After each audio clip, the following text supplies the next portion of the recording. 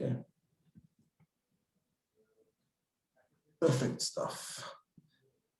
So we've got about 4 people so far. Welcome, ladies and gentlemen. Bianca, Rolf, Fal, Tabiso, Morgan. Welcome to the session. And you're the early adopters of the session. We've got 2 minutes till 11 o'clock and we'll start right on time. We're expecting about 40 people to join us still, and we'll give them time to come on board, but thank you for joining us. Leon, this is our 5th webinar together, right? Yes, that's correct. 5th, okay, excellent. We're getting more and more popular as we go along, I suppose. Well, ladies and gentlemen, thank you very much. Good morning to you all. My name is Mark Lotter. Leon today will be talking about my area of the business, marketing and communications today. So it's going to be an interesting session.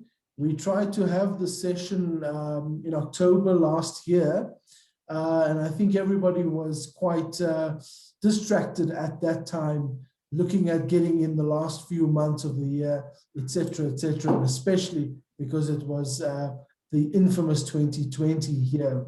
But I'd like to, on behalf of CIFSA, welcome you to the webinar today. And again, welcome back Leon, who will be speaking to us about the importance of marketing and communication in your business. Leon, over to you. Thank you very much. Okay, thanks, Mark, and good morning to everybody. Thank you for your valuable time. And yes, today we'll speak about marketing communication. For me, a very interesting subject, or 2 subjects. What I would like to do is just put 3 points on that I believe is takeaway points for you. So if you only remember 3 things out of this webinar, please remember these 3. It is important that we create our brand in the market, that our company is a market leader in our field, and that we have the knowledge and solutions to resolve the customer's problems and make them achieve their personal KPIs easier. And we'll speak a bit about this, even the personal KPIs a bit more later.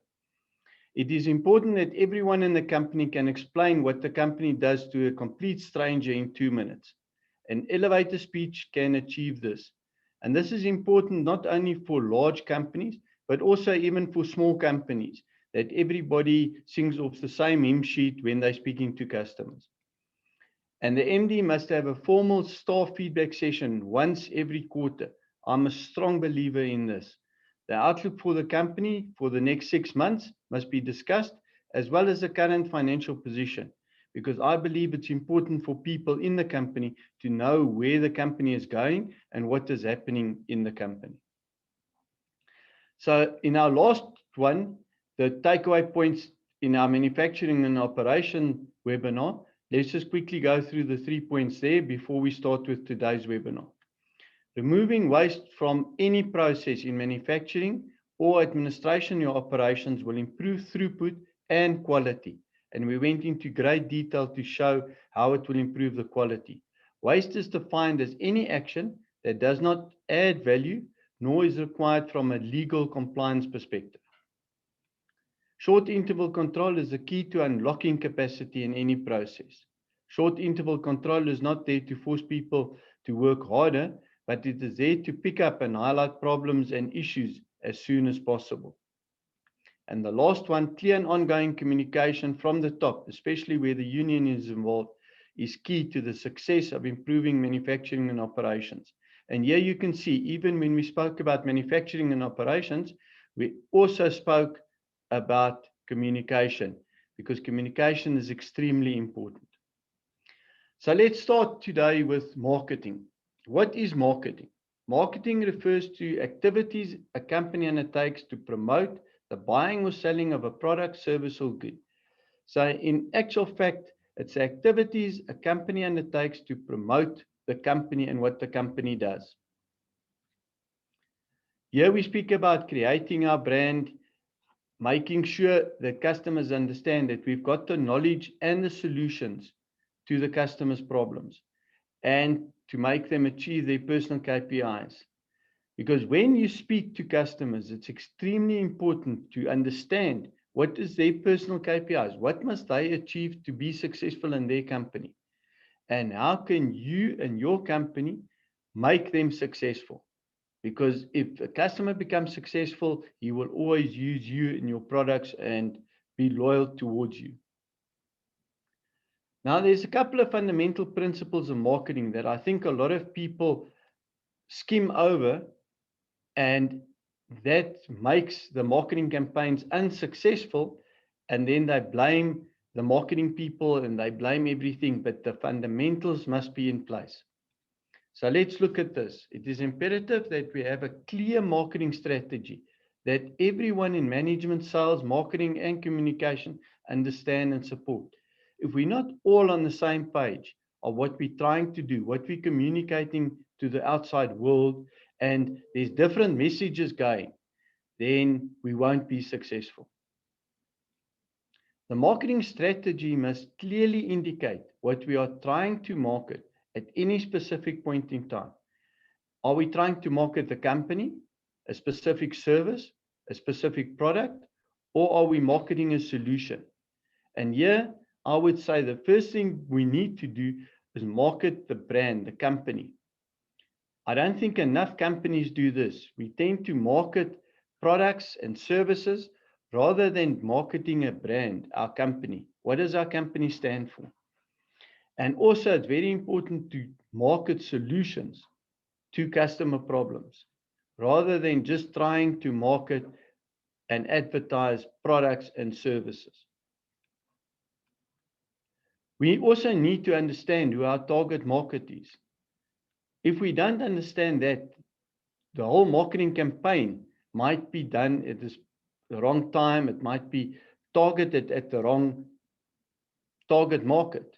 So if we don't understand who and what we are targeting, your campaign might be a complete disaster. And if you understand who your target market is, this will determine how, when, and where you will market. So it's fundamental things that we need to put in place. And a lot of companies get marketing companies in to do this.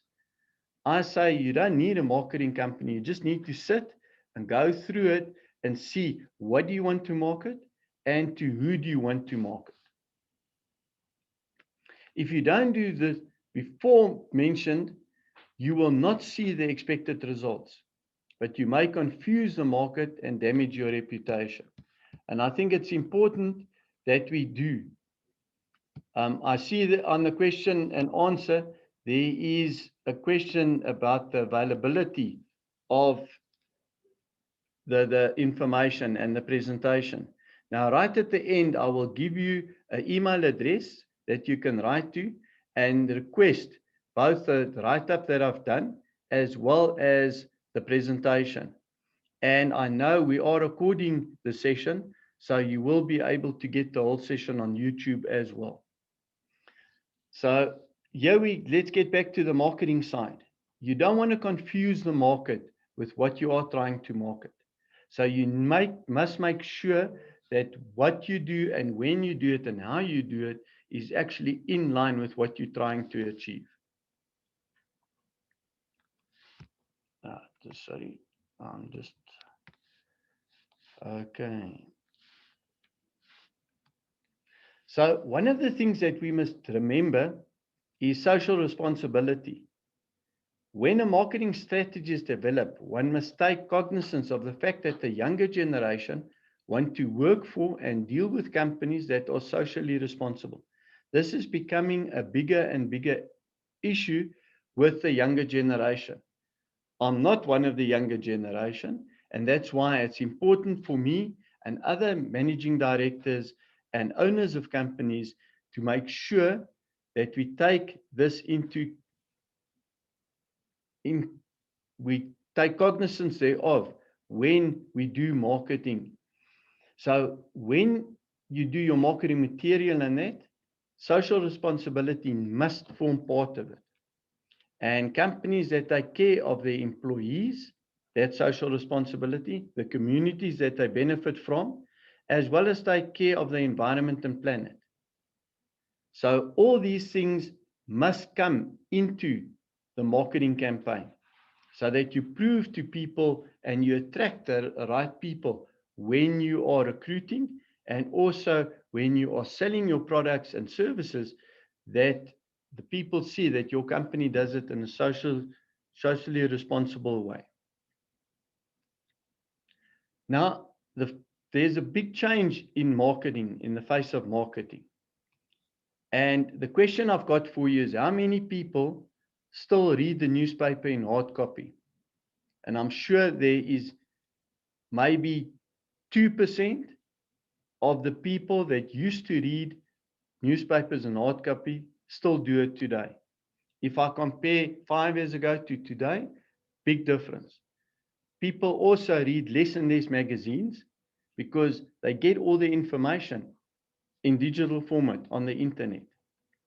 So we live in a digital age and we need to utilize this. Social media can be a very effective source of leads and connecting with potential customers.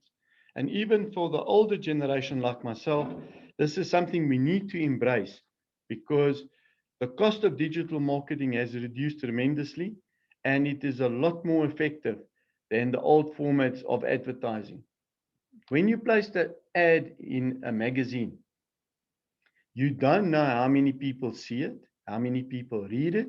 You don't even know if anybody has looked at it and you will get any response out of it. When you do digital marketing, you know exactly how many people have actually looked at your marketing campaign, how many people have interacted with it, how many people have asked questions out of it, and that all gives you good leads and your salespeople good leads to follow up and to get more in touch with potential customers. To build a brand, we need to be seen in the market as having the knowledge and expertise. And this is extremely important. You cannot just expect people to know that you've got the knowledge and expertise. You need to make sure that you put it out in the market. And for this reason, it is extremely important to publish articles that will showcase your knowledge and expertise that you've got in the company. Now, people say, how do you do that? It's easy. You write articles. You can publish them on LinkedIn. You can publish them on Facebook. You can put them out there and people read them. And automatically people start seeing and experiencing the fact that this company has got the knowledge and the expertise to deal with these things. And when they've got a problem, the first company they think of is yours because they have seen your expertise in the market. We must also take cognizance of the fact that the impact of COVID.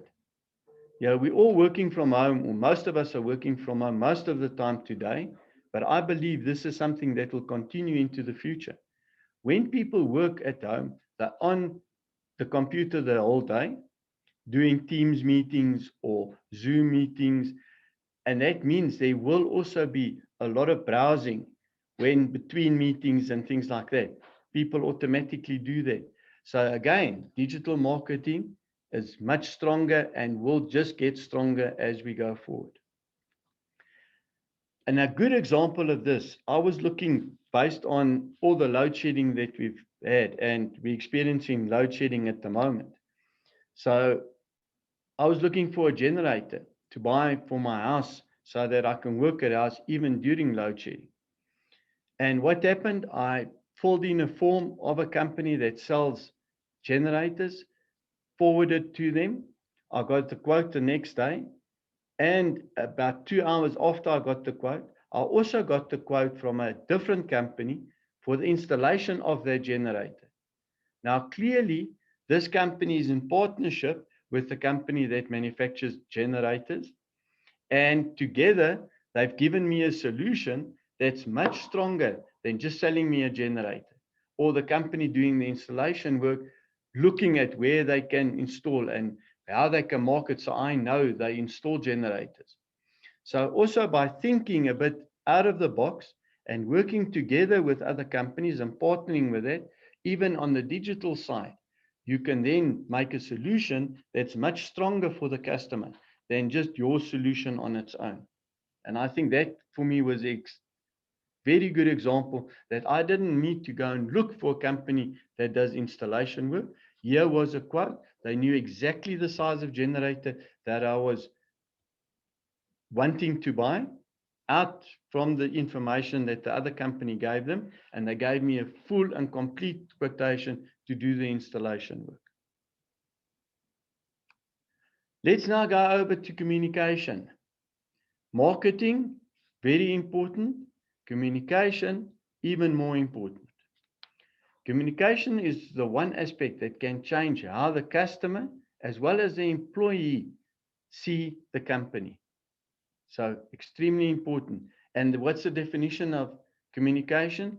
It's really interacting with people, interchanging of ideas, speaking to each other in writing, in digital format.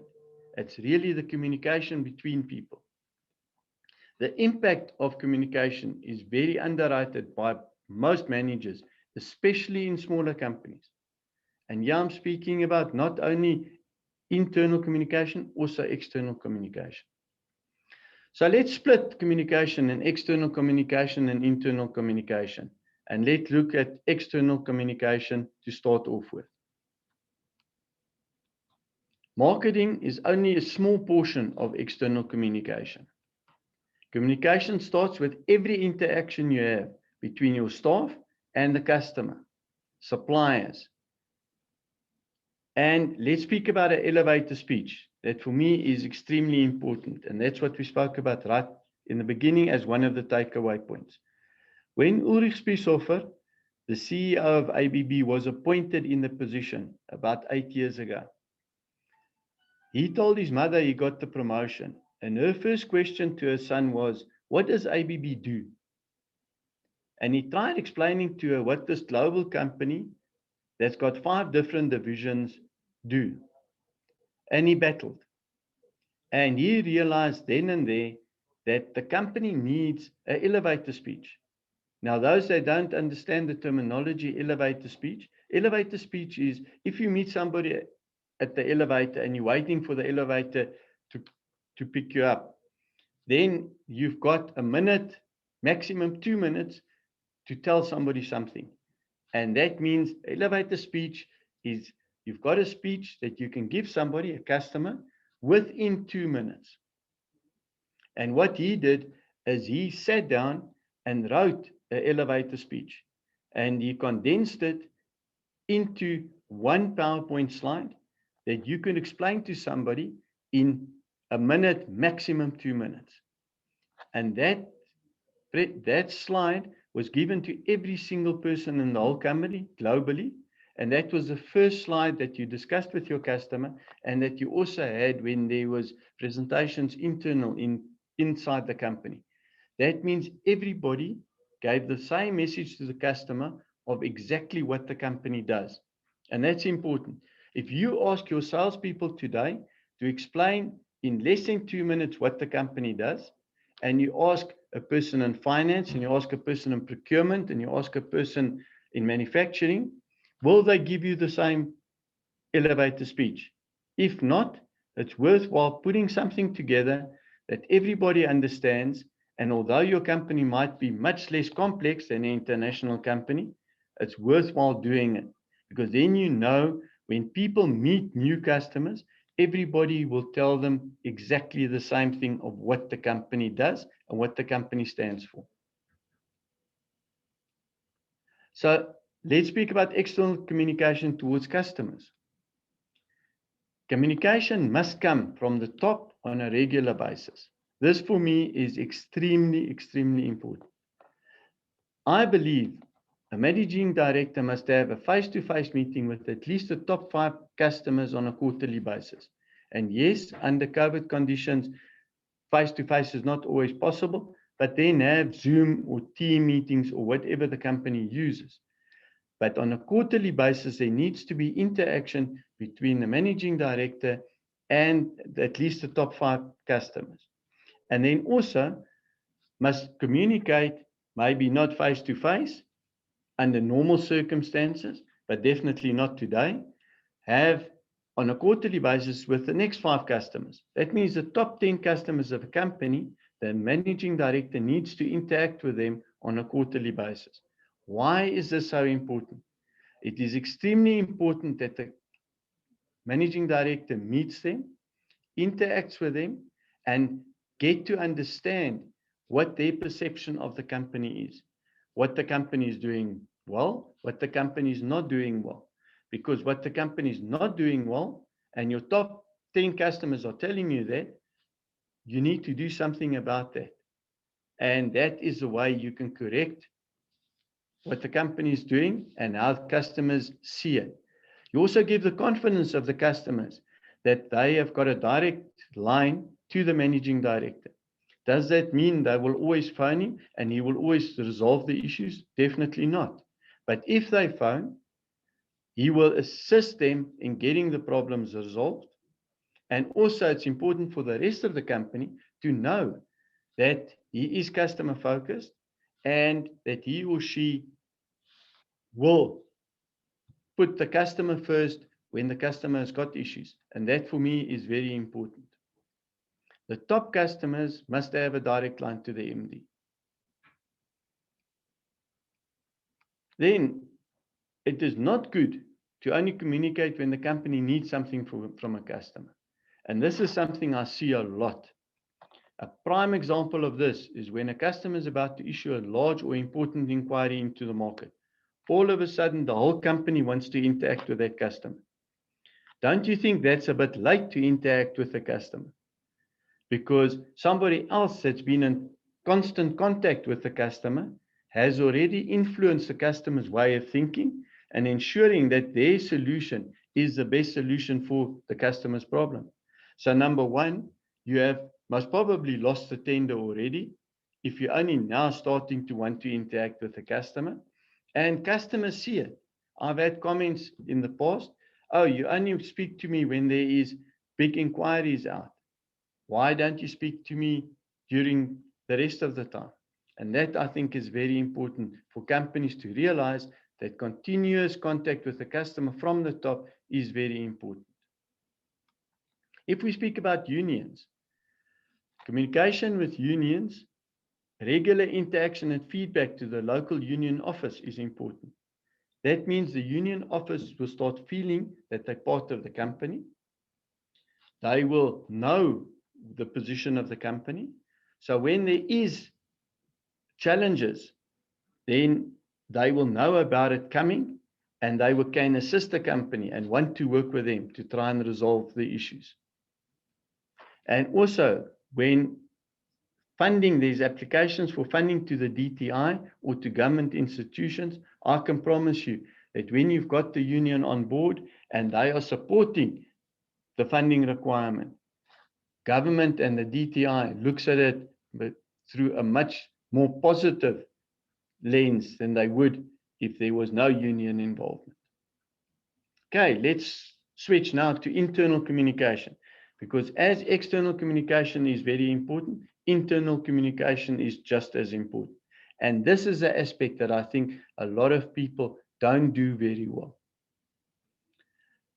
I believe it is the basis of any successful company, and it's also the basis for change management. If there's not regular and ongoing communication, change management in any company is difficult. Managers, and especially middle management, must learn to communicate better with their employees. They are normally the reason why messages get stuck. Middle management in the organization, especially if it's bigger organizations, messages from the top don't get to the bottom, and from the bottom don't get to the top. And top management is frustrated because they're doing things and there seems to be no impact. And people on the lower level are frustrated because they are speaking up about issues and top management isn't hearing them. Now, my experience is a lot of times communication is blocked in both directions by middle management. And that is something we need to work on to ensure that middle management works together with top management and with the employees to ensure that communication goes through the company. pet subject of mine is an open door policy, because many managers claim to have an open door policy, but I've seen only a few managers that actually have an open door policy. Now, according to me, an open door policy means you are available to listen and guide subordinates and co-workers when they need to speak to you. An open communication line. That means if a worker has got a serious issue, it's no use telling him he can come and speak to you next week, because he hasn't got the serious issue next week, he's got it today. So we need to make time for employees to speak to us. But it's also important that subordinates with a problem come and speak to you with their solution to the problem. Otherwise, they're coming to you and they're expecting you to resolve all their problems. That's not how it must be done. They must come with their solution to the problem, and then you can assist them and guide them and make sure that they have the correct solution. But it must start with their solution first. And for me, this forms part of mentoring employees. By assisting them and making sure they must come. That means if they come with a solution or two, that means they've thought of the problem and how to solve it. And it's not just, I've got a problem, I'll ask my manager. And that's really mentoring, so they can learn to think for themselves and to do things. Change management. I've yet to find any manager or consultant that understand the issues and possible solutions better than the people that actually do the job. So what I'm saying here is listen to your employees and to the people reporting to you. In general, people are averse to change. So how do we change it? Let your star performers assist you in resolving problems in the company. So what do you do? Depending on the size of the company, you select your star performers and let them interact with you and put the problems they see in the company on the table. You take those as a management team, go and discuss them and select the top 1, 2, 3 problems that they have put on the table. You get that same group and say you've selected 3 of the problems. You get the same group of people, of your star performers, you divide them in 3 and you give them that problem to each group, 1 problem to each group. And you tell the group, you come up with a solution. Give them time to come up with a solution and present it to management. And if you accept the solution, ask one of them to head up implementing that solution. Number 1, you are looking and resolving problems in the company. Number 2, your star performers are recognized for what they have achieved and you're challenging them a bit more. That means you're actually seeing, are they true star performers, because now you're taking them out of their comfort zone and you're giving them challenges that might not be, it might be a manufacturing person and you're giving them a challenge that sits in sales or it sits somewhere else in the company. So they also, you can see how they react to that. And this group feels part of resolving problems in the company, and you're learning a lot from them and they're learning a lot about the company. That's also how you can retain your star performers, by using them as change management agents. Now, one of the things that I said in the beginning was, as a takeaway, the MD should have a quarterly feedback to staff feedback. Now, for me, that is extremely important, so that everybody knows what's happening in the company and where the company is going. So I say once every quarter, he must share the economic outlook and what the company will face over the next 6 months. So it means play open card. Say, this is what's happening in the market. This is where the economy is going. This is how the company fits in, and the challenges and the good and the bad. Good, bad, and ugly, what's happening. So people understand what's happening out there. Financials should be shared with the whole company in the following format. Now, one of the things I hear constantly when you speak to people about this is, no, we can't put our figures out there. Definitely with unions involved and everybody, you can't do that. Now, I'm saying you don't need to put figures out there, but you need to give people a feeling of what's happening. The other side of the coin is as well, a lot of people are not financial people and they don't understand the numbers. So put it in a simple format. And what I'm going to show you, you might think is too simple. I can tell you I did it for 7, 8 years when I was at ABB, and it worked extremely well. This is the format you use. So you use a green smiley face when the figures are better than the budget. You use yellow saying figures are on budget, and red when figures are worse than budget. And you can have your divisions and your overall company, and you can speak about the order intake, the sales, the profit. You can put in cash flow there to make sure people understand what the cash position of the company is. And clearly you can see here that although the company, as far as sales and profit is concerned, is doing well, although division B is doing better than division A is still on budget. But what's important here is that you can see your order intake is not doing as well as your sales. That means you're depleting your order book. That means if we don't do something about our order intake, our sales and profit will definitely decline going forward. So a lot of information is in a slide like this. A lot of discussion can happen between the MD and the whole company. And we've got no secrets that we've put on the table, but everybody understands the position of the company. And that is the important part. So this will ensure that everyone in the company feel that they understand the financials, even if they're not financially inclined. That's very important because people don't always want to admit that they don't understand financials, the balance sheet, the income statement, but they don't need to when you put it in that format. This format takes the argument away that blue-collar workers will see the financials and demand bonuses and increases, because that for me is just an excuse not to give feedback. And people enjoy recognition. And what an easy way to give recognition where it is deserved. So when the division has only got smiley faces, green smiley face, it's going well, they will be proud of seeing that they're doing better than the other divisions in a company. It is important to also add the staff feedback to give an update on the improvement projects mentioned earlier. So where we've taken the staff performers in the company and given them additional tasks and projects, speak about those projects here, because companies all over start implementing change projects and they never complete them. This way, everybody will know what the progress is and everybody will understand how important it is to do these projects.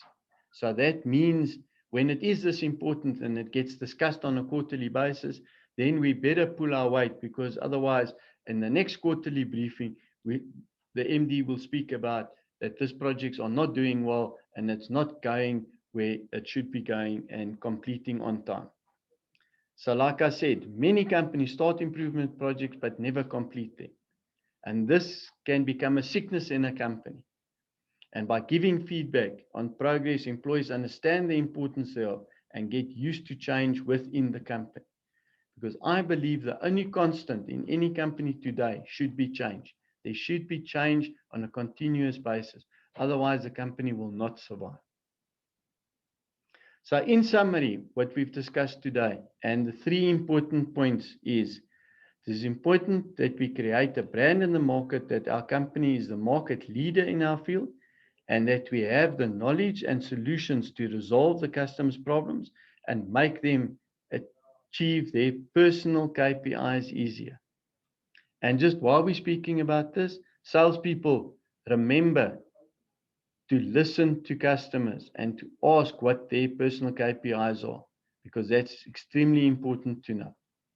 External communication, it is important that everyone in the company can explain what the company does to a complete stranger in 2 minutes. An elevator speech can achieve this. So here, let's make sure we've got an elevator speech. Everybody in the company knows and understands the elevator speech. So there's one voice to the outside world. And the MD must have a formal staff feedback session once every quarter. The outlook for the company for the next 6 months must be discussed, as well as the current financial position. Important to give feedback, important for people to understand where the company stands every quarter, what the challenges are coming up, and what the company needs to do to be successful or more successful or to survive. I think this is extremely important. So the notes, like I said, you can get them from Nuran Ali.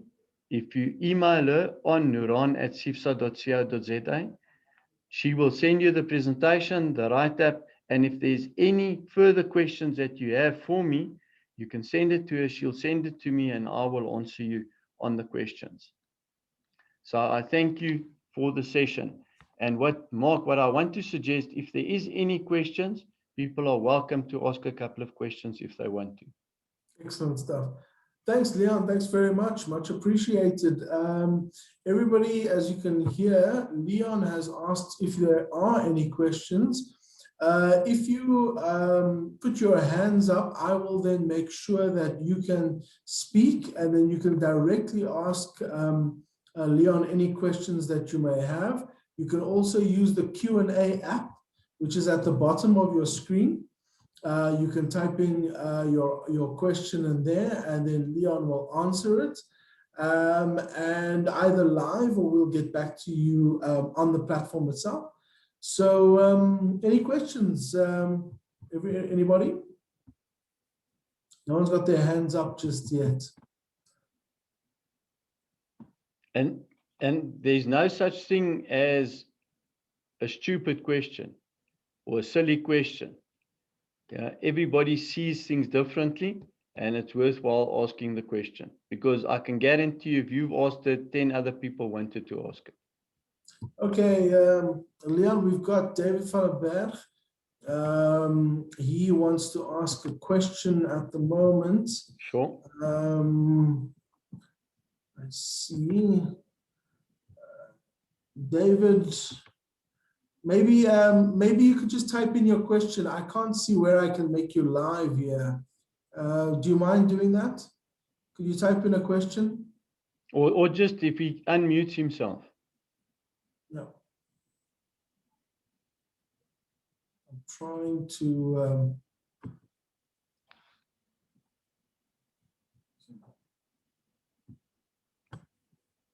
Why was this so easy the other day? I could just unmute people. Now I can just get them to chat. Right. I think Leon, I think we might have to ask everybody to submit their questions to Nuran, because Even if they just type it in the Q&A. Yeah, they can type it in. David, can you type in your question in the chat box, please?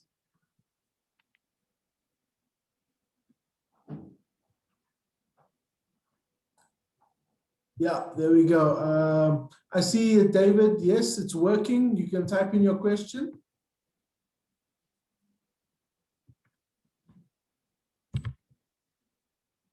Okay, can we please reshare the email address? No problem at all. I'll do so. Yeah, I'll right quickly, now. just hang on. I'll go back.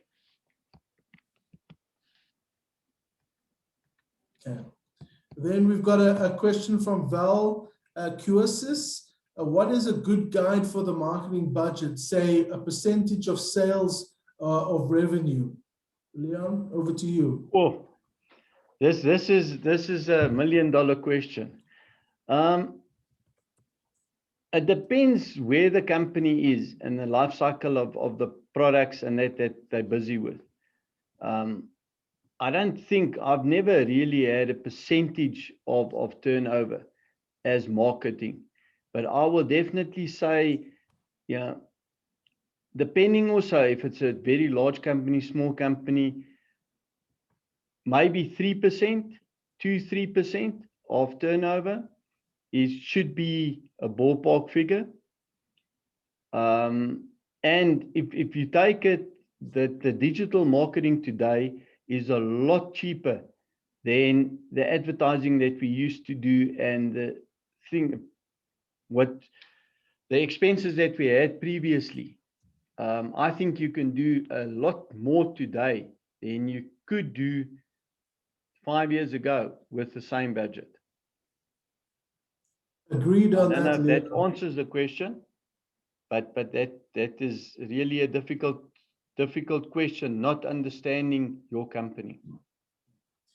Leon, certainly I can agree with that, because a full page advert in the Sunday Times is close to R1 million now, and you don't even know what the return on investment is if anybody's taking notice of you, etc., etc. So it's still a content game, but digital marketing certainly helps. And what you said about writing articles earlier on, I talk about writing blogs at CIFSA, and that has certainly given us an edge. Our Poppy blog, writing about the Poppy Act 2 years ago in 2018, saw our classrooms for Poppy training go from 1 or 2 people up to about 15 once that Poppy blog started to rank on Google. So it certainly does work. Leon, we've got another question here from Paul West. Hi, Leon. Apart from word of I've mouth, read it. Thanks, Mark. cool. Paul, I would say LinkedIn for me is most probably one of the best. I don't actually know any other business networking platforms other than LinkedIn and Facebook. And I'm not sure our industry and what we manufacture and what the services do we get. You'll get the traction on Facebook like you do with some of the other fast-moving consumer goods. But I think Facebook you can use, and LinkedIn definitely. I think LinkedIn for me is a great marketing tool. And the reason for that is exactly what Mark just said, is really writing articles and publishing it there and giving the opinion on issues from the company. You see it, more and more companies are doing it today, and it's really effective. You read things and it's like the digital age, and you see companies like ABB, you see companies like Siemens, they're always putting articles in LinkedIn that comes up on your feed. And the way LinkedIn has evolved, I think it's becoming a bigger and bigger marketing tool for companies. Excellent. We've got another question from Anonymous. Have you seen that, Leon? Yes, yeah. Small business owner. Yeah, I think one must be careful on for this marketing. I think digital marketing, I did, just for interesting sake, I did a course in digital marketing during the COVID complete shutdown. I needed to do something. So I wrote in for a course and did it. And I think there is ways of doing it. And if your funnels and that is correct, that means you're getting to the people that can actually make a difference to your company. I think it's great. If you're just putting things out there and hope somebody sees it, I think that's when things like this happen.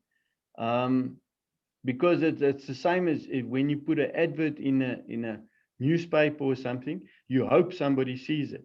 While if you put an advert in a magazine that you know your market and the people that buy your customers read, you've got a better chance of seeing it. The same with digital marketing. It needs to find the people that will buy from you, rather than just putting it out there and hoping things will happen.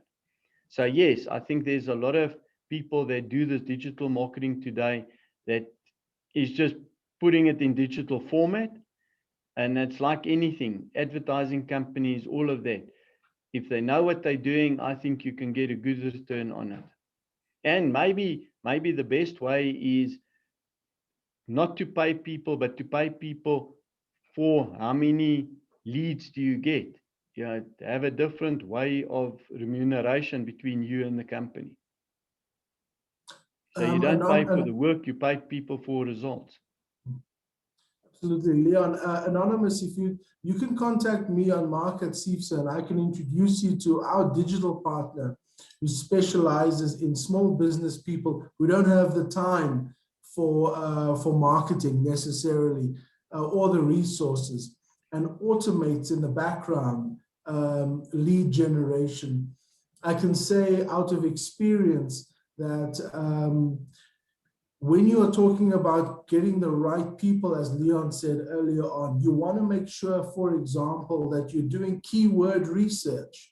So, for example, what are people searching for in your business? That information is out there, and you need to be using that information to craft your digital marketing strategy. Otherwise, you're just digitizing old resources. Writing blogs, writing articles are there for a specific purpose to make sure that those people who are searching for you and your product contact you first before everybody else. So again, coming back to Poppy, we had Poppy training. It was a very slow start for us. We wrote a blog. We made sure that people came to our blog first. When our blog didn't even rank #1, it ranked at #4 in the Google results. And all of a sudden, we had 15 people in our classrooms. So it does work. Thank you. Okay. Any other questions? I see we've got 17 people left. Don't be shy, anybody. Please ask a question. Use the chat. And we will get back to you. Other way, if you'd like to let the content ruminate, you can use Nuran at cifsa.co.za, and Leon will answer you back directly once he gets your questions and answers. So please use those two outlets. Leon, shall we give 30 seconds more if anybody wants to ask anything? Yeah, sure. We can also see that the next webinar that I will do will be on finance. How do you, as a manager, use your income statement and balance sheet to actually manage your company? So it is not there for financial people, but actually for managers that want to understand what information in a balance sheet and income statement they can use to effectively manage. And then we'll also speak a bit about supply chain management. Excellent. So we'll get those dates out probably within the next two to 3 days. I certainly will be part of that webinar because that applies to me. I'm not a financial person per se, but I'd really like to hear from a non-financial perspective how to use those instruments a little bit better. Leon, thank you very much. I think that's where we'll end it. We'll get communication out. As everybody knows, I think already we will be loading this seminar to YouTube probably by Thursday. And then the presentation will be made available by Nuran Ali once you contact her. But thank you very much for everybody for joining us today. Leon, thank you. And we'll see you next time. Thanks a lot. Thanks, Mark. Thanks, everybody, for coming onto the webinar. Enjoy the rest of your day. Thanks, Cheers. everybody. Bye-bye. Have a good day.